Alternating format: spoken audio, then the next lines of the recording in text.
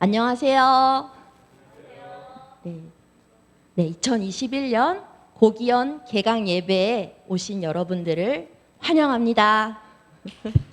네, 네, 지금 종암제일교회에서 예배 같이 드리시는 분도 계시고요. 온라인상으로 참여하시는 분들 계실 줄로 믿습니다. 이 시간 우리가 영을 모아 마음을 모아 우리 살아계신 하나님께 함께 찬양으로 예배 드리시기 원합니다. 제가 먼저 짧게 기도하고 시작하겠습니다. 네. 살아계신 아버지 하나님 감사합니다. 하나님 아버지, 전 세계적으로 또 국가적으로 어려움이 있지만 하나님 변함없으시고 우리를 이 시간, 장소는 다르지만 불러 모아주시고 우리 하나님께 예배드리게 해주셔서 감사합니다. 하나님 아버지, 이 시간 보이진 않지만 서로를 느끼며 이 시간 우리 하나님을 느끼며 하나님께 온전히 찬양으로 영광 돌려드리기 원합니다. 성령께서 각 분과 함께하여 주십시오. 예수님의 이름으로 기도합니다. 아멘. 네, 여러분 오늘 좋은 날 맞죠? 아멘. 우리 함께 이렇게 좋은 날 주신 주님께 감사하는 마음으로 첫 찬양곡 불러 올려드리겠습니다. 주님 감사합니다. 네, 이 시간 이어지는 예배와 우리 말씀 전해주시는 김학철 교수님 위해서 함께 짧게 기도하시겠습니다.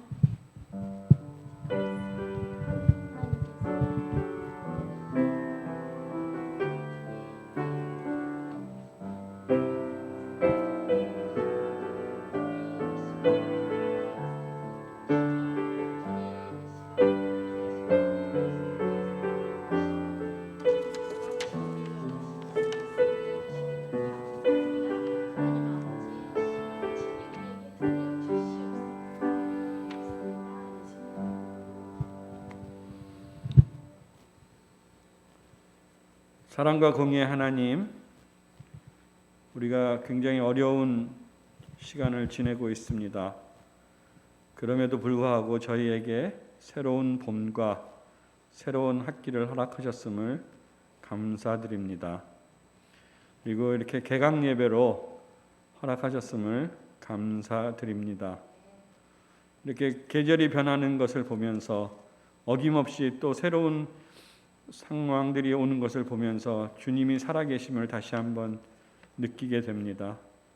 주님이 죽으시고 부활하신 부활절을 기다리는 시기에 다시 한번 주님이 얼마나 이 세상을 사랑하시고 우리를 위해서 죽기까지 헌신하셨는지 다시 돌아보며 감사를 드립니다. 주여, 이 시간 우리에게 임하시고 각 사람에게 함께 하셔서 우리의 어려움들을 기쁨과 평안으로 바꾸어 주시고 주님 믿는 믿음이 굳건할 수 있도록 주여 도와주시옵소서. 주님, 코로나의 상황이 위중하고 잘 나아지지 않습니다. 주님, 저희 믿습니다. 주님께서 하시려 하면 이 코로나 상황을 개선시킬 수 있는 것을 저희가 알고 있습니다. 그렇게 고백합니다. 주님, 우리를 치료해 주시기를 간절히 바랍니다. 코로나로 너무 많은 사람들이 피해를 받고 어려움을 겪고 있습니다. 그들을 고쳐주시고 그들의 부족한 것들을 주님 채워주시기를 바랍니다. 코로나로 인해 수업도 비대면으로 하고 예배도 비대면으로 해야 하는 초유의 경험을 저희가 하고 있습니다. 우리가 기쁜 마음으로 모인 고기연의 활동도 크게 위축되고 있습니다. 청년과 대학생들을 향한 전도는 고사하고 만날 수도 없는 그러한 시대가 되었습니다. 그러나 주님, 다니엘과 그 친구들을 기억합니다. 포로로 잡혀간 이방의 땅에서도 하나님 믿는 믿음을 포기하지 않았던 그들을 기억합니다. 그 믿음을 굳건히 지켰던 그들을 기억합니다. 그들이 몸과 마음을 더럽히지 않고 믿음을 지켜 풀무불도 이겨내고 사자굴도 이겨내었음을 기억합니다.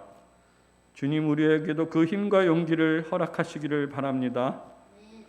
아무리 코로나 질병이 위중하고 상황이 좋지 않고 한계적인 상황에서도 고개 숙이지 않게 하여 주시옵소서. 고개를 들어 하나님만 바라보게 하여 주시옵소서.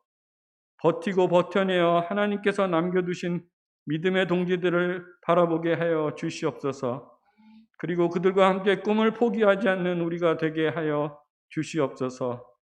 그래서 결국 하나님의 나라를 이 땅에 이루는 일에 우리가 도구로 사용되게 주님 도와주시옵소서.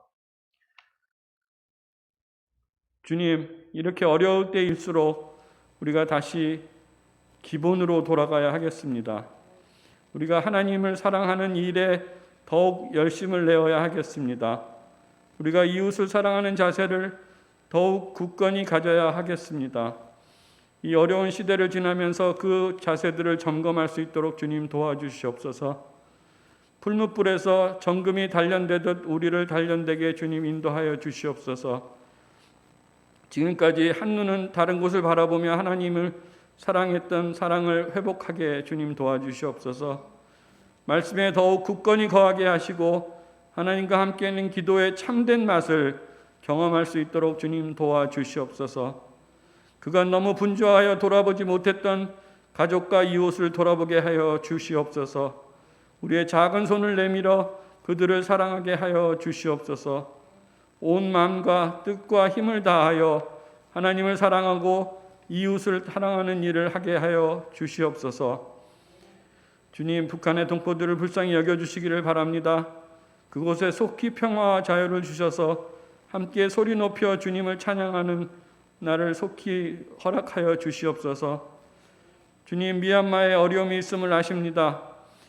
들의 자유를 회복시켜 주시고 고통받는 사람들을 그 고통에서 풀어내어 주시기를 간절히 바랍니다. 세계 곳곳에서 그리스도인이기 때문에 박해받는 일이 점차 늘어가고 있습니다. 그들에게 이길 힘을 주시고 그 상황을 바꾸어 주시기를 간절히 바랍니다. 세계 여러 곳에서 진행되는 선교사역이 멈추어지고 헌신하던 선교사님들이 추방당하는 일이 많아지고 있습니다. 주님, 각 지역에서 이들을 붙들어 주시고 선교사역이 다시 부흥될 수 있도록 주님 인도하여 주시옵소서. 오늘 말씀을 전하시는 김학철 목사님을 굳게 붙잡아 주시고 이 시대에 우리에게 전하시는 하나님의 말씀이 바르고 강하게 선포될 수 있도록 지켜 주시옵소서. 오늘 이 현장과 또 각 처소에서 드리는 예배를 주님께서 온전히 받아주시기를 바랍니다. 우리에게 임하신 주님의 은혜를 따라 다니엘과 친구들이 얻었던 능력을 우리도 경험하게 하여 주시옵소서. 우리를 이 기막힌 수렁에서 건지실 주 예수 그리스도의 이름으로 기도합니다. 아멘.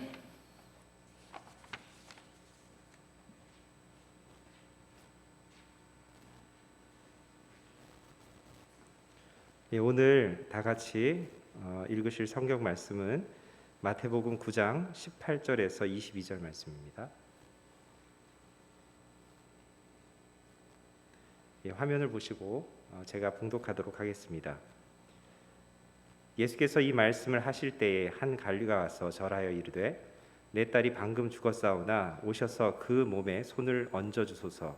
그러면 살아나겠나이다 하니 예수께서 일어나 따라가심에 제자들도 가더니 12해 동안이나 혈루증으로 앓는 여자가 예수의 뒤로 와서 그 겉옷가를 만지니 이는 제 마음에 그 겉옷만 만져도 구원을 받겠다 함이라.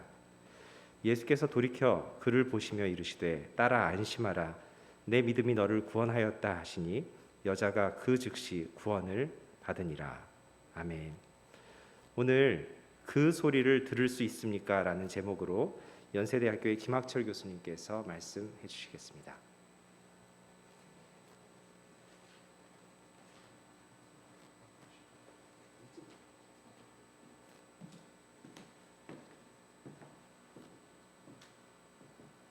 예, 여러분 반갑습니다. 이렇게 만나 뵙게 됐습니다.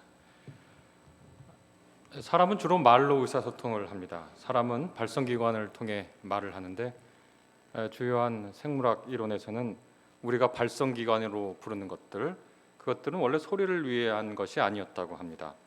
그것은 숨쉬고 음식물을 먹고 보다 생전에 더 근원적인 기능을 담당했고 이후 그것이 일정한 변화를 겪으면서 의미 있는 소리를 내게 되었다고 하더라고요. 소리라는 것이 공기의 떨림인데 우리 입으로 나오는 공기는 허파를 통해서 공기가 오고 가고요. 허파의 1차적 기능은 소리를 내는 것보다는 숨을 쉬는 겁니다. 피에 산소를 공급하고 이산화탄소를 배출하는 거죠. 흔히 우리가 상식적으로 숨을 내쉴 때만 말할 수 있다고 합니다. 제가 이걸 준비하면서 네이버 지식백과를 찾아보니까 사람이 의미 있는 소리를 내는 것은 숨을 내쉴 때나 가능하다고 그렇게 써 있더라고요. 그러나 저는 상식적으로 생각해 봤습니다. 소리의 흐름이 있고 그것을 여닫고 변형을 주면 소리가 나지 않을까? 그래서 제가 혼자 집에서 숨을 들이마시면서 한번 소리를 내봤습니다. 그랬더니 그 나름대로 소리가 제법 납니다. 그러니까 네이버 지식백과를 바꿔야 될 것 같습니다. 사람은 숨을 들이마실 때도 일정하게 의미 있는 소리를 낼 수가 있습니다. 의미 있는 소리를 만드는 기관은 코가 있고 혀가 있고 입술이 있고 성대가 있고 또 기도가 있습니다. 그런데 이 모든 기관은 위에서 잠시 설명드린 대로 숨 쉬고 먹는 것이 1차 기능이죠. 발성법을 배운 분들은 성대는 소리를 내는 기관이 아니냐 이렇게 말씀하실지 모르겠지만 성대는 후두의 한 부분으로 음식물과 공기를 구분해 주는 기능이 먼저라고 얘기합니다.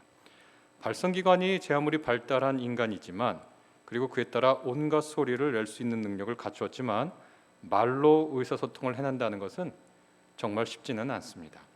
그래서 인간은 말 말고도 비언어적 의사소통을 발전시켜 왔죠. 몸짓 언어가 대표적인 것이라고 할 수 있습니다. 그런데 실망스럽게도 우리는 가능한 의사소통 수단을 다 동원해도 좀처럼 내 마음을 상대방에게 전할 수 없고 상대방이 간절히 말하는 것도 품은 뜻도 우리가 제대로 듣지 못할 때가 많습니다. 지상에 사는 다른 동물들은 어떨까요? 그들은 인간과는 다른 방식으로 의사소통을 합니다. 발성기관을 통한 말보다는 다른 감각기관을 통해 의사소통을 합니다. 물론 발성기관을 통해서 하는 것도 있는데요. 최근에 제가 읽은 바에 따르면 특정한 새는 어디에 몇 마리의 그 포식자가 온다를 말로 전달한다는 거예요. 되게 놀랍게 생각을 했습니다만, 그러나 이 발달한 발성기관이 그렇게 발달해 있지 않기 때문에 다른 감각기관을 활용한 의사소통도 꽤 합니다. 예를 들면 제일 잘 알려진 게 이제 개미죠. 개미는 후각, 꼭 페로몬을 통해 아주 긴밀하고 신속하고 또 정확한 정보를 주고받습니다. 개미의 의사소통 수준이 얼만큼 되느냐? 고등한 개미의 집단의 수는 우리 개미집 파봐서 알지만 수만 마리 이릅니다. 수만 마리의 개체가 함께 있으면서 원활하게 그 집단이 돌아간다고 하는 것은 상당한 수준의 의사소통을 전제하지 않고는 사실 불가능한 얘기입니다. 인간 개체가 수만이 모이면 도시가 되는데 직접 비교는 어렵지만 개미의 의사소통 수준도 상당한 정도에 이른다. 이렇게 우리가 추측할 수 있습니다. 영장류에 속한 동물 역시 집단을 이루고 있는 한 시각, 청각, 후각, 미각, 촉각을 통해 의사소통을 합니다. 또 제가 최근에 읽은 거에 따르면 유인원들은 이 손가락 언어를 통해서 많이들 얘기를 한다 그러더라고요. 우리도 손짓을 하는데 그 다른 영장류 유인원들은 이게 훨씬 더 발달해 있다 그러더라고요. 손짓 언어가. 그것도 재밌게 봤습니다. 이렇게 같은 종끼리도 의사소통을 하고 다른 종끼리도 의사소통을 하는데 요즘은 반려묘, 반려견들이 있어서 인간의 동반자로 인정되기도 하죠. 인간 사이에 부대끼고 인간이란 존재가 서로 부담스러우면 우리는 그냥 언제나 우리를 보고 꼬리를 흔들고 맞아주는 개나 또 포근한 털을 지닌 고양이가 참 그립습니다. 사람이 나이 40을 넘으면 길에서 나를 보고 달려와 주는 것은 개밖에 없습니다. 사람이 있다고 하면 경찰 정도가 될 수 있습니다. 바다 동물은 어떨까요? 물고기는 어떻게 의사소통을 할까요? 재밌었습니다. 그것도 전기장 그리고 몸의 색 변화, 몸의 색을 바꾼대요. 그다음에 특이한 몸짓, 표정 변화 등 비언어적 의사소통 방식을 가진다는 겁니다. 그래서 자신의 감정이나 상태를 상대에게 알리는 거죠.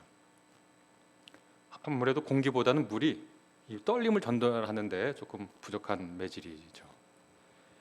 이러한 방식을 통해서 어디에 먹이가 있다, 혹은 나랑 같이 사귀자, 너 나한테 다가오지 마, 저기 위험해, 이런 등등의 의사소통을 위해서 긴밀하게 사용된다고 합니다. 뱀장어 등이 전기장을 사용한다는 건 잘 알려져 있는데요. 바다동물도 음성 언어를 사용한다는 연구 결과는 예전부터 있었는데, 제가 아주 주목해서 본 건 2016년에 뉴질랜드의 한 언론에서 본 건데요. 이 오클랜드 대학 연구팀이 물고기도 이제 연락 신호를 통해서 의사소통을 한다는 걸 밝혀냈는데, 뉴질랜드 인근에 사는 빅 아이즈, 그러니까 눈이 큰가 봐요. 그 물고기들은 하루 종일 밤낮으로 퐁퐁퐁퐁 하는 소리를 낸대요. 근데 그 퐁퐁퐁퐁 하는 소리를 통해서 서로 연락하고 인사하고, 무리에서 이탈하지 말라 그러고, 저기 위험한 것이 있다 그러고, 아까도 말했듯이 짝짓기하고 영역 지키고, 이런 등등의 것을 아주 세밀하게 의사소통을 한다는 거예요. 그래서 그걸 보고 물고기들도 소리로, 말로 의사소통한다는 걸 알게 됐습니다. 그런데 여러분, 물고기의 소리를 들어보셨는지요? 물고기의 말을 들어보셨나요? 물고기가 내는 소리를 들어보신 적이 있으신가요? 특정한 조건이 갖춰지지 않으면 인간의 귀로 바다 동물의 소리를 듣는다는 것은 거의 불가능합니다. 그런데 그래서인지 바다 동물을 대하는 인간의 태도는 지상 동물을 대하는 인간의 태도하고는 사뭇 다릅니다. 육지 동물, 지상 동물을 대하는 인간의 태도는 이른바 윤리적 변화를 겪어왔는데, 바다 동물을 대하는 인간의 태도는 여전합니다. 예를 들어 지상 동물을 대하는 인간의 태도는요, 예전부터 상당히 윤리성을 가지고 있었습니다. 20세기 공장식 축산이 들어서기 전까지 그랬습니다. 특별히 동물로부터 먹을 것, 입을 것, 그리고 같이 지내는 친구와 같은 유목민족에게는 동물이라는 것은 거의 반식구나 다름없습니다.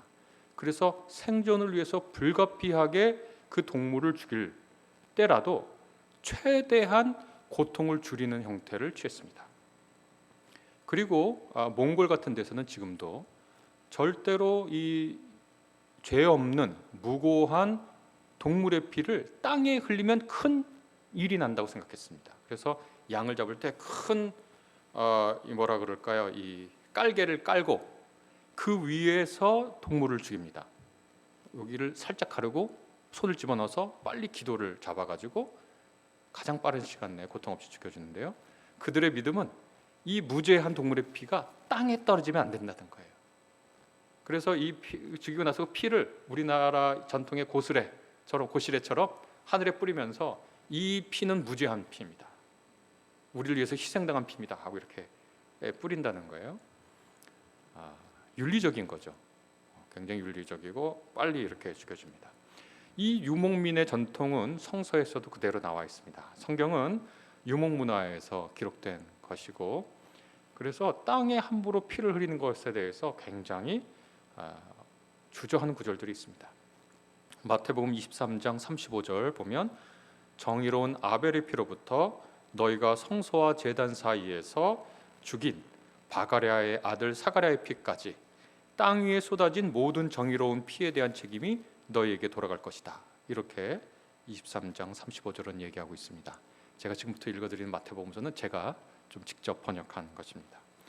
땅 위에 쏟아진 피, 이것은 불의한 피입니다. 살해당한 피. 그래서 땅은 피를 받아서는 안 되는 거죠.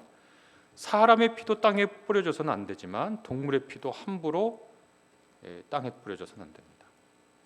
유목민이 동물을 대하는 태도는, 그런 윤리는 유목 인구가 소수가 된 오늘날에도 여전히 힘을 발휘하려고 합니다. 아까도 말씀드렸듯이 공장식 축산을 하고 있는 것에 대해서 많은 사람들이 동물 복지, 동물 윤리를 주장하기 시작했죠. 여러 성과를 이뤄냈지만 아직 충분하지 않다는 게 대체적인 평가입니다. 우리가 치킨이라고 하면 맛있는 음식 같지만 제가 이제 아는 한 동물윤리 운동가는 그것을 새라고 부르더라고요. 그러니까 갑자기 먹기가 힘들어지죠. 새라고 부릅니다. 근데 이 새가 어떻게 취급을 당하고 있는지 우리가 알고 있습니다. 아주 몸을 돌이키기도 좁은 그 닭장 안에 먹을 것을 과대 공급하고 스트레스를 받아서 자기나 옆에 있는 동료를 쪼니까 부리를 자르고 환경이 더러우니까 각종 질병에 걸릴 수밖에 없죠. 그러니까 항생제를 투여하고 닭뿐만 아니라 돼지나 소도 굉장히 참혹한 생활 속에 있죠. 그래서 우리가 그것들을 개선하기 위해서 인간들이 많이 노력합니다. 바다 동물은 어떻게 우리가 대하나요? 이상하게도 바다 동물을 향해서는 좀처럼 윤리적 태도를 갖고 있지 않습니다. 물론 고래잡이 같은 것을 금지하기도 하지만 여전히 우리의 이웃 나라는 늘 어느 정도 이상의 고래를 잡습니다. 제가 퀴즈를 하나 내겠습니다. 한 학자가 낸 통계에 따르면 인간이 먹는 육지 동물은 한 해 600억 마리입니다. 인류가 한 해 소비하는 육지 동물은 600억 마리. 우리 삶을 돌아보면 그 마리수가 충분히 이해가 되죠. 그런데 인간이 잡는 물고기 수는 얼마나 될까요? 한번 생각해 보십시오. 인간이 한 해 먹는 육지 동물의 수는 600억 마리입니다. 그런데 한 해 잡는 물고기 수는 얼마나 될까요? 통계에 따르면 최소 1조 마리, 그리고 좀 넉넉하게 잡으면 통계 차이가 큰데요. 2조 7천억 마리. 미니멈 아주 조금 해도 1조 마리를 잡습니다. 그런데 참 희한하지 않아요? 오늘날 트로피 사냥이라고 하는 거, 거대 동물을 잡거나 영국에서 여우 사냥을 하면 큰일이 납니다. 국제적인 비난을 받는데요. 그런데 오늘날에도 여전히 텔레비전을 틀면 낚시 TV가 나옵니다. 트로피 사냥, 지상 동물을 사냥하는 것에 대해서는 온갖 윤리적 태도를 요구하는데 물고기를 잡을 때는요, 어떠한 고통을 줄여주는 노력도 하지 않아요. 동사를 시키거나 추운 데서, 아니면 그 낚싯바늘을 잡고 나서 고통스럽게 질식사를 시키거나 이렇게 하죠. 그러면 물고기는 그래도 되는 것인가? 생물학자들 다수가 다 알고 있듯이 물고기도 개인 사생활과 집단 사생활을 하는 높은 수준의 지능을 갖고 있다고, 특별히 돌고래 같은 건 그렇게 얘기를 합니다. 그러니까 개인 사생활도 있고요, 물고기들이 집단 생활도 하고 신경을 통해서 고통도 느낀다는 거예요. 근데 낚시 TV는 오늘날 여전히 우리 트로피 사냥하는 텔레비전 프로그램을 만들 생각도 못 하잖아요. 근데 낚시는 유독 레저고 낭만이고 그리고 여가 시간에 하면 재밌는 걸로 생각해요. 왜 그럴까요? 동물 윤리를 가장 소리 높게 외치는 사람 중에 한 분이 바로 호주의 철학자 피터 싱어인데요. 이분은 이런 문장을 여기에 했습니다. 비명을 지를 수 없어서인가? 싱어의 글과는 달리 아까도 제가 말씀드렸듯이 물고기도 비명을 지릅니다. 우리가 듣지 못해서 그런 것뿐이지 물고기도 나름 있는 힘을 다해 부레를 사용해서 비명을 질러댑니다. 근데 우리가 그것을 듣지 못하죠. 제가 한번 여쭤봤습니다. 낚시 좋아하는 다른 목사님한테. 저한테 자꾸 낚시를 가자 그러는 거예요. 그래서 제가 자꾸 낚시를 가자 그래서 제가 여쭤봤습니다. 목사님, 만약에 물고기가 비명을 지른다면 어떻게 하실 것 같아요? 그랬더니 그러면 낚시하기가 어렵겠네요. 그렇죠? 그런데 물고기는 비명을 지르고 있습니다. 우리가 듣지 못하는 것뿐입니다. 저는 지금까지 말씀드린 이 사실을 앞에 두고 한동안 생각에 잠겼습니다. 기독교가 또 성서가 중요하게 말하는 바가 무엇인가? 이 시대에 지성인이라고 하는 사람들, 이 시대를 살아가는 교양인이라고 하는 사람들, 이 시대의 기독인들이 뭘 해야 하는가? 혹시 기독교인들이라고 하는 사람들은 인간이 들을 수 없지만 나름 불의를 사용하여 힘껏 고통의 비명을 지르는 바다동물의 발성기관이 되는 것은 아닌가? 바다동물뿐이겠습니까? 세상의 생명을 가지고 살면서 자기 나름의 불의를 사용해서 고통의 비명을 지르는데 그 비명 소리가 좀처럼 사람들의 귀에 닿지 않는 그런 없는 것과 마찬가지 있는 존재들, 아무것도 아닌 것들의 발성기관이 되는 것이 기독교인들의 사명이 아닌가 생각하게 됐습니다. 성서에는 그렇게 발성기관이 된 사람들의 이야기가 있죠. 대표적인 사람들이 예언자라고 불리는 사람들입니다. 예언자는 티끌 속에 마치 짐승처럼 살아가는 사람들의 발성기관이었죠. 고통과 어둠 속에 내팽개쳐져서 소리질러대는 그 비명, 그러나 음소거된 것 같은 그 비명을 예언자들은 일단 들을 수 있죠.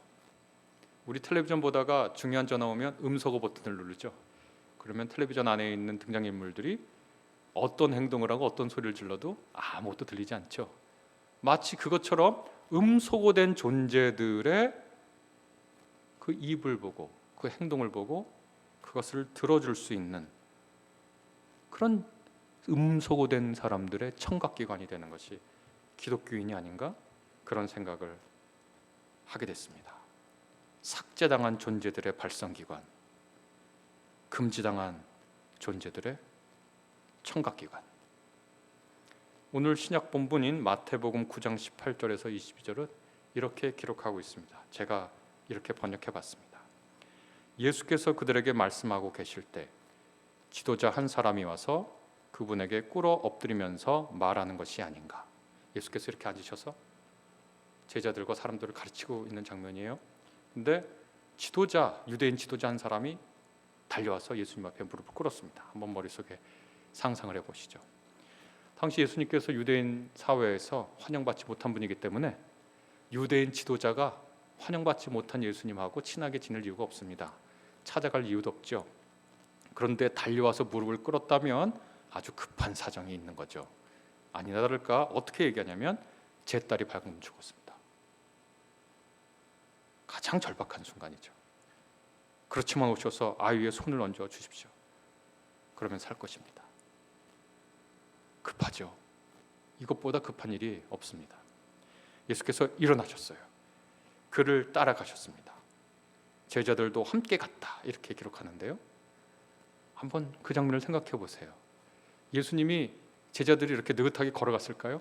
아니요, 절대 그러지 못했을 겁니다. 왜냐하면 자기 집으로 인도하는 그 지도자의 발걸음이 거의 반 뛰는 듯이 뛰었을 거예요. 우리가 우리의 자식이 죽었다고 해가지고 지금 살릴 게가 얼마 없으면 가서 그렇게 꿇어 엎드리고 얘기해서 자 그러면 예수님 쉬엄쉬엄 오시죠 라고 할 사람 한 명도 없습니다.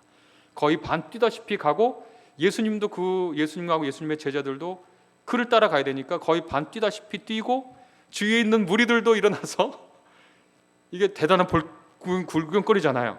그러니까 막 뛰어가는데 그때 12년째 혈루증 앓는 여인이 예수님 뒤에서 다가와서 그분의 옷자락 술을 만졌습니다. 이런 걸 만진 거니까요. 이렇게 제 옷에 이걸 만진 거니까 이건 느껴지지도 않아요. 이렇게 사람들이 많이 가니까 누가 이렇게 뛰고 있는데 누가 이렇게 옷을 만진다고 어떻게 알겠어요? 그러면서 그 여인은 밖으로 말하지도 못하고, 왜냐하면 혈루증을 앓는 여인은 이른바 유대율법에서 부정하기 때문에 그런 공공장소에 막 오면 안 돼요. 부정을 전파한단 말이죠. 전염병 접하는 거랑 똑같아요. 확진자가 팬데믹 상황에 무리 속에 와 있는 거예요. 마스크 안 끼고. 그러니까 말하지도 못해요. 그런데 예수님의 옷술에 손을 대면서 속으로 어떻게 말했냐면 그분의 옷을 만지기만 해도 내가 나을 거야 라고 말하면서 만졌습니다. 속으로 말했어요. 그런데 뛰어가시던 예수님이 갑자기 멈추시고 그 여인에게 돌이키셨습니다. 그리고 그 여인을 보고 이렇게 말씀하십니다. 그대 힘내시오. 그대의 믿음이 그대를 낫게 했소. 바로 그때부터 그 여인이 나았다. 이렇게 성경은 기록합니다. 대단하죠. 예수님은 말하지 않은 여인의 목소리를 들으셨죠. 예수님은 발화되지 않은 소리, 곧 묵음을 들으셨습니다. 발성기관이 초기에는 원래 다른 근본적인 기능을 수행했던 것처럼 우리는 본래 태어났을 때부터 모태신앙인 분들도 있지만 기독교인으로 스스로 정체를 삼고 돌이키기 전까지는 우리는 우리 스스로 저마다의 목적과 이유가 있게 살아왔습니다. 그런데 오늘 저는 이 말씀을 통해서 기독교인이 된다는 것, 예수님을 따른다는 것, 그것은 혹시 침묵의 발성기관이 되고 묵음의 청각기관이 되는 것이 아닌가 생각해 봤습니다. 신체 외부의 공기 압력 변화를 전기적 신호로 바꾸는 역할을 하는 청각기관의 역할에 빗대어 우리는 묵음 처리된 것들을 가장 생생한 신호로 바꾸는 역할을 해야 하는 그런 사람들로 부름을 받았습니다. 모쪼록 이 길을 통해 우리의 삶이 주님 앞에서 풍성해지기를 기도합니다. 잠시 기도하겠습니다. 주님 감사합니다. 오늘 말씀을 통해서 예수님이 어떤 분인지를 배웠습니다. 이 배움 그대로 우리 살아가고자 다짐하오니 주님 우리에게 힘 주옵소서. 예수 그리스도 이름으로 기도합니다.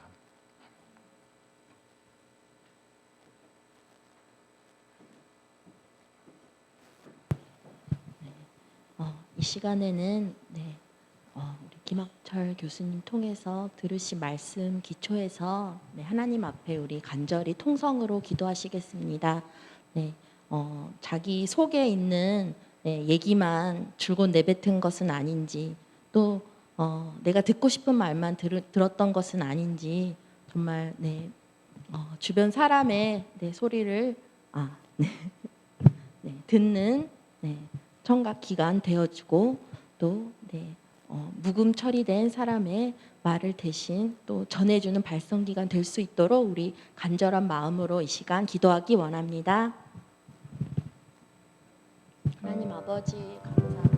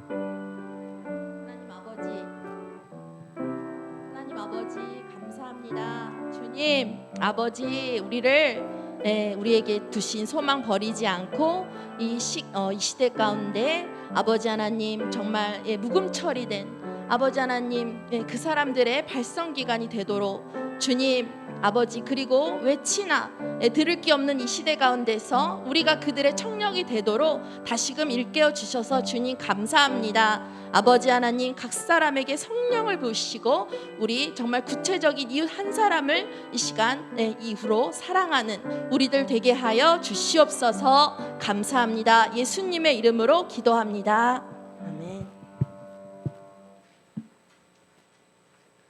예, 오늘 온라인으로 고기현 개강 예배에 참석하신 모든 분들을 주님의 이름으로 환영합니다.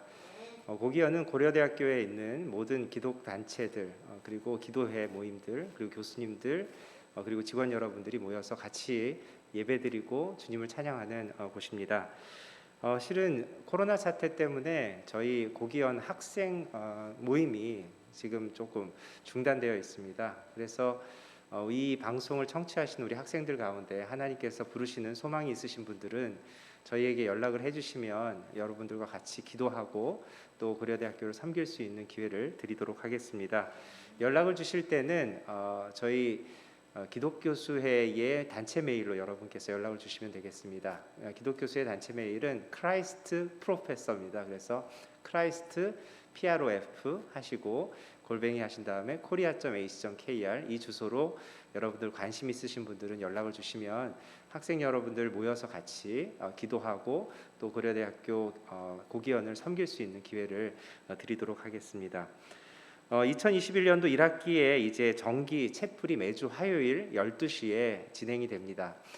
이 채플에 참석하고자 하시는 분들은 마찬가지로 크라이스트 프로페서로 이메일을 주시면 저희가 줌 링크를 보내드립니다. 줌 링크를 통하여서 여러분들 예배에 참석하실 수 있습니다. 각 선교단체에서 활동하시는 분들도 같이 예배에 동참해 주시기를 부탁드립니다. 다음 주에는 저희 김세환 교수님께서 말씀을 전해 주시고요.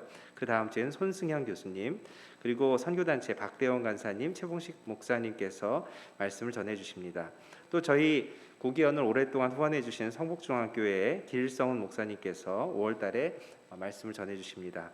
그리고 이번 저희 고기현 화요채플 마지막 시간에는 지금 파키스탄에서 선교 활동하고 계시는 김히버트 선교사님께서 현지에서 온라인으로 접속하셔서 저희에게 말씀을 전해 주실 예정입니다. 여러분들의 많은 참여 부탁드리겠습니다.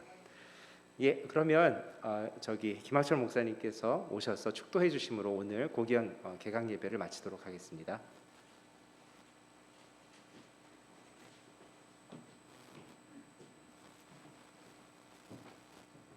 기도하겠습니다.